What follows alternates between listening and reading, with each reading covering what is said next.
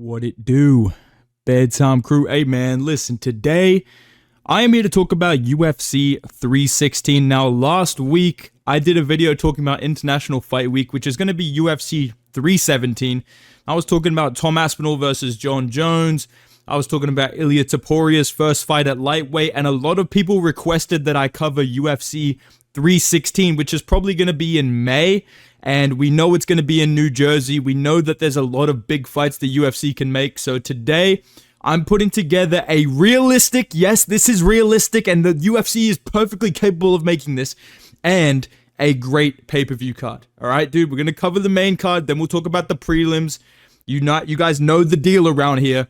All right, dude, and I don't want to see a single comment about unrealistic, all right? That being said, my first fight, we're going to bring Fedor out of retirement. I'm just kidding, dude, okay? Let's get into this, man.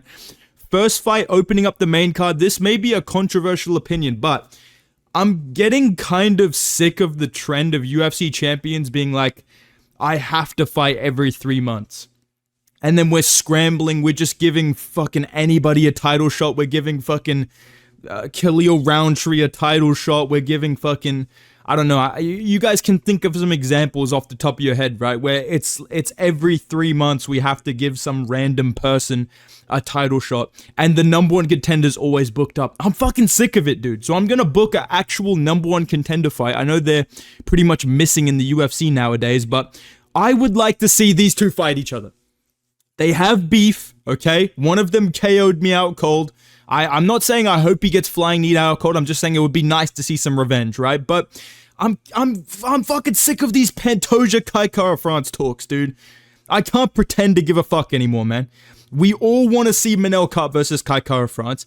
I don't want to wait for this anymore. I don't want to see Pantoja stat pad against Kai Kara France. I would rather see an actual number one contender and be like, yeah, this is the guy, right? So can we just make this fight for a pay-per-view? Let's do Kai Kara France versus Manel Kape, opening up the pay-per-view of UFC 316. Let's make sure we have some security on standby. These two are going to fucking go at each other in the playpen in the hotel, potentially in the cafeteria if they run out of chicken nuggets. I mean, this is a full-blown beef that we want to see played out. Let's do Kai Kara France versus Manel Kape, please, bro. Come on, dude. Let's get some number one contendership fights happening, all right? That's my opener of the pay-per-view, and I think that'd be a great addition to the press conference as well. I mean, come on, dude. You guys know the you guys know the deal, all right? Next fight that I'd like to see on the pay-per-view, we're gonna get a up-and-coming prospect to take on a top contender. And listen, man, I already talked about this in a fight to make video. You know, listen, dude, I don't take pleasure in doing matchups like this, but Beneil Dariush, your time has come, my brother. There's no way out of this one. Listen, man, dude, oh my God, bro. The UFC is going to make this fight. You know this, I know this, we know this. Beneil Dariush is getting shipped off to fight fucking Mauricio Rufy as soon as possible. I think this would be a great fight to add on pay-per-view. I think it'd be very exciting. We all want to see what's next for Rufy. We want to see Beneil Dariush bounce back. This is kind of a win-win for the fans, in my opinion. And I think it's a lot more interesting than just rebooking Dariush versus Moicano. I'd rather see Moicano maybe fight Paddy Pimblett if he loses to Michael Chandler. I feel like there's cool shit you can do with Moicano and not waste our time rebooking this fight against Beneil Dariush. I'd rather see this interesting type of matchup. Like, when it comes to contenders that are on a downfall, like, if you're ranked number 9, you're ranked number 10 in the division, you've lost a couple of fights in a row, fuck it, dude. I don't care if you fight someone unranked. That to me is kind of interesting because I want to see how good this guy actually is, and I want to see if you still got it. So let's get Beneil Dariush versus Mauricio Rufy as the second fight on UFC 316. I think that this is a cool fight for the fans. I think that it's win-win. Like, either way, we get the wholesome Beneil Dariush comeback, or we get prime Conor McGregor sending, you know, young Benny to the Shadow Realm. One of the two outcomes will be entertaining. Let's throw that on the pay-per-view, all right? Now, you guys saw the thumbnail, dude. I had a fucking generational thumbnail yesterday. Let's be real. I don't know how that got monetized. I don't know who at YouTube loves me. Shout out to you, whoever approved that, bro. You're a fucking G, because I did not think that was going to get fully monetized. It's 100% monetized. God bless, you know. But you see the thumbnail, dude. 3 title fights. I'm not playing with you, bro. I'm giving you 3 title fights today. And the first one, unfortunately, listen, it's not false advertising. It's just, you know, not completely disclosed. you will have to watch WMMA, unfortunately. There will be WMMA present, but Juliana Pena versus Kayla Harrison, this is like female Drickus versus Hamzat right now, dude. Is that a crazy thing to say? I don't know. Again, with all these videos right now, I don't want the neighbors, I guess, or the staff to be like, excuse me, sir, are you the one that compared Juliana Pena to Drickus du Plessis? Yeah, come with us, right? But listen, bro, this is kind of Drickus versus Hamzat, bro. It's this fucking goofball as champion that runs at you with their eyes closed.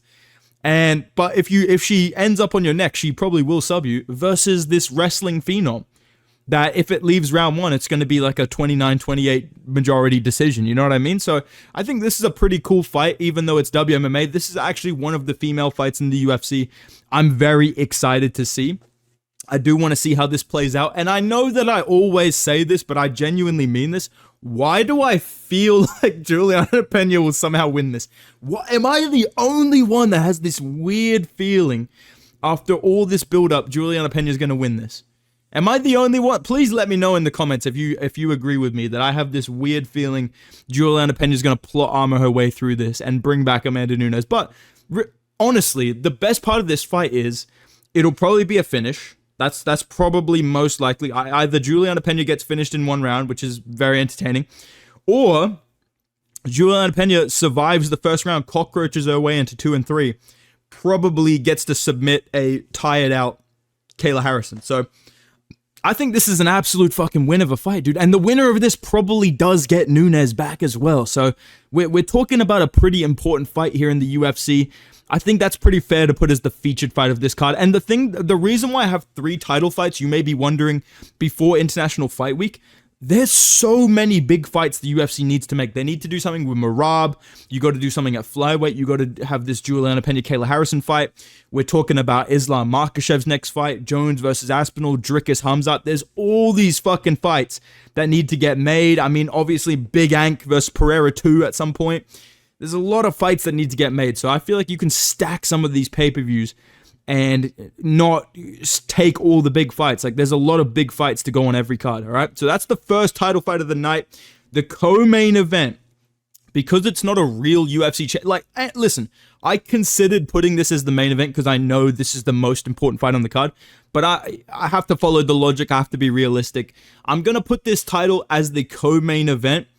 We're going to do Max Holloway versus Charles Oliveira 2. Last week, I said Ilya versus Dustin is the move. It's still the fucking move. It will always be the move, bro. I swear to God, dude, if the UFC... because I have a bad feeling that the UFC is not going to listen to me, the greatest matchmaker on YouTube. They're going to pull out the fucking NPC masterclass and do Charles versus Islam 2 and Ilya versus Justin. I really am worried for Big Rufus that they're going to feed him to Ilya Taporia. It's either he fights Ilya or he gets a random title shot. I hope they do Arman Sarukian versus Dan Hooker. That feels like that could happen regardless. And I really worry that Dustin's retirement fight is going to be Max Holloway again. Please don't, Dana, if you're listening to this, which I know you probably are, dude, do not make fucking Max versus Dustin 3. No one actually wants to see this fucking fight. Max versus Dustin 3 is like the equivalent of like a Fast and Furious movie, bro. Like some meathead that you know that doesn't even want, dude, oh my God, bro, Max Dustin, bro. This is gonna be an absolute scrap, dude. Every fucking bot Twitter account is gonna be like, dude, this is amazing scrap, bro. Oh my God, dude. You know what I mean? It's like Gaethje Fiziev when all these people were trying to be like, bro, this could be fight of the night, dude. Dude, this is a fight we all want to see. Please stop making these boring fucking rematches. Can we please get Max versus Charles? We've been waiting for this for such a long time. It makes perfect fucking sense. The winner of this can fight the winner of Ilya versus Islam down the line. Boom, dude. Boom. Problem fucking solved. Okay? It's really not that hard. Max versus Charles for the BMF belt is a great co-main event. I wouldn't be mad if this is on International Fight Week either. Like, you can put it wherever you want. I'm going to put it on 316 because I know what the main event's probably going to be, and it does need a little bit extra to make it worthwhile, in my opinion. So we're going to put Holloway versus Oliveira 2 as the co-main event. All right, dude? And headlining this card, Dude, imagine not putting me in fucking Vegas, dude. Dude, literally, Schmidt is going to make this press conference massive, dude. Listen, man, you know this is going to happen. I know this is going to happen. There's no point pretending, man. And honestly, it's not even that bad. It's not even that fucking bad. People literally talk about, whenever I talk about this fight in videos, people are like, dude, why would you ever want this?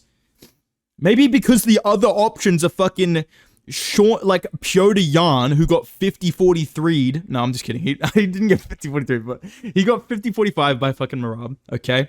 Sean O'Malley arguably won 2 rounds off Merab. Same with Umar. And I'm sorry, Merab, I like you, okay? I find you funny. Your last fight was entertaining. You're not gonna gaslight your way out of this, bro. This guy is trying his fucking hardest with his little blockhead to gaslight his way out of fighting O'Malley and Umar again. He's going on video. Hey, guys, easiest fight for me was Umar, and second easiest was Sean O'Malley, bro. Dude, those were his 2 hardest fights. And just because he fucking emoted in them, and because there's moments where he's like kissing them and doing all this shit, people act like he dominated these guys. He didn't dominate Sean O'Malley. He didn't dominate Umar. He had moments of dominating them in rounds of the fight, but not throughout the entire fight. There's definitely like something warranted there for a rematch, right? His options are only rematches, right? It's either Sean O'Malley or Piotr Jan. Sean O'Malley did way better against Merab than Piotr Jan. Easy fucking decision. You give him the rematch. You hope that O'Malley wins it, and then we get O'Malley versus Jan 2 for the belt. It's not that hard to understand. And if Merab beats O'Malley and then beats Jan again, and then maybe you give Umar another title shot, but nobody really wants to see that shit, right? Like that I can understand. Because he didn't beat anybody else in the division. Like, there's plenty of other fights you could do with Umar. Pantoja is the guy you send in when you run out of contenders. But right now, you have 2 options of rematches. I'd rather see O'Malley versus Merab 2. It was closer. It's more kind of like, oh, maybe O'Malley can catch him. People ain't ready to hear this, dude. Jan is not fucking KOing Merab ever. Dude, people act like Jan is this fucking KO artist and O'Malley's this little point fighting soy boy. It's literally the other way around. Dude, O'Malley would KO Corey Sandhagen. O'Malley would KO Figueiredo and bounce his little head off the canvas. That's a fact. People act like Sean O'Malley has no business fighting for the belt. Are you fucking serious, dude? He KO'd Aljo in 2 rounds with 0 resistance. Come on, man. O'Malley's getting the rematch. I'm not mad at it. I think this needs to happen. Let's get Merab versus O'Malley 2. And I think this is a pretty good pay-per-view card, dude. You go to Merab versus O'Malley 2, which, honestly, I'm not going to pretend that this is a big fight that everybody wants to see. It just makes the most sense in the division. So I think for an undisputed belt, this can headline a pay-per-view, but you need good shit underneath it. So, you get Max versus Charles 2. You get Dricus versus Hamza in female edition. I mean, come on, that's a big fight. You get McGregor versus Dariush. I mean, come on, dude. That's a matchup we didn't get to see. The people's main event, Kai Kara France versus Manel Kape. Please win Kape, okay? That's my main card of the pay-per-view. Now we'll talk about some prelims that I'd like to see on this pay-per-view. And I'm pretty proud of these, dude. I'm gonna try. Hey, I have to be humble, but I'm very happy with these, all right? Opening up the prelims, all right? What y'all know about fucking Islam Dulatov versus Carlos Leal? Yeah, that's the type of shit we open up with around here. Yeah, all these other guys, oh yeah, my prelim, I'm gonna have Rob Font versus Song Yudong 2. Fuck that, dude. I'm realistic with it. I put on bangers. Carlos Leal versus Islam Dulatov, extremely entertaining matchup at welterweight. This would be the perfect fight to add to the prelims of a pay-per-view for the hardcore fans. That's gonna be my opener of the prelims, all right, dude? Next one that we've got in the middleweight division. I'm going full Dana White right now. This guy just fought at UFC London, literally took 0 damage, dished out about 3 pieces of damage in the entire fight. It was pretty fucking boring. I think just give him a quick turnaround against another active guy. Let's do Andre Petroski because he kind of fits that New Jersey kind of vibe, that part of America. Let's do Petroski versus CLD. Maybe you get a submission from Petroski. Maybe CLD just chins this guy in like 2 minutes like Michel Pereira did. I think this is a better fight for him than the fucking Contender Series NPC that he just fought. And like I said, that fight was boring as shit, so just give him a quick turnaround. Let's get him back in there on a pay-per-view. Let's do CLD versus Petroski. Now, these last 3 prelims, these are the ones I'm most excited to talk about. All right, dude? These all feature ranked fighters, but they're realistic matchups. The first one I want to see at welterweight, I want to bring back Vicente Luque because I think he reps New Jersey, or like partially reps New Jersey, because he's always on those cards for some reason. I think Luque versus Renat makes sense, and it's actually winnable. And I'm not saying I'm sending this guy in to slime out Renat for what he did to Kevin Lee. I'm just saying it would be really fucking appreciated if you could do what you did to Temba Garimbo to Renat Fakhretdinov, because I'm sick of this guy's fucking win streak. I'm sick of this guy's goofy little smile when he wins a robbery decision. I'm sick of his fucking clapped hairline, and I'm sick of this guy beating people like my GOAT Kevin Lee. All right, dude? I'm happy to see Luque on the bounce back. I hope that he wins this as well. And I think this makes sense, dude. Luque's number 15 in the rankings. Renat, he's on some questionable wins, but he is on a very long unbeaten streak, so you kind of have to give him something, but you can't give him a big name, dude. If he beats Luque, you can arguably not even rank him. That's the beauty of this fucking matchup, dude. If I'm Dana White and he wins this, what's the question? Yeah, how do you not put Neil Magny back at number 15? Like, dude, this kid's never getting ranked. But listen, man, Luque, if he wins this, hey, give him a fucking title eliminate, give him a Colby fight, you know? That's the beauty of this matchup. Let's do Luque versus Fakhretdinov. That's a nasty fight by me, all right? Next one I want to see, featherweight division, rebook this fight. I want to see this, dude. Now, yes, Steve Garcia, he's a little bit of a blockhead. Okay, but he's fucking aggressive, dude. Like he's an aggressive blockhead. He's got the damage sliders turned up to 99. He's extremely dangerous early on. I want to see if Edson Barboza is completely washed or he's able to pull something like this off. They were originally meant to fight at UFC Seattle as well, so I know this is a realistic fight to make, and I think it would make a good addition to the prelims. This would be my most excited prelim. I'd be like, bro, yeah, dude, what's the other fights? Max Charles? Yeah, that's all right, dude. I'm looking forward to Edson Barboza, Steve Garcia. That's what I would be like, okay? I don't know about you guys, but I'm regularly going to the club, going out, trying to tell these baddies and shit about Steve Garcia versus Edson Barboza, matchups like that. That's what I like to do. I like to put them onto the prelim fighters. I like to be like, yo, dude, you should watch this Alex Morono fight from 2019. It's pretty good.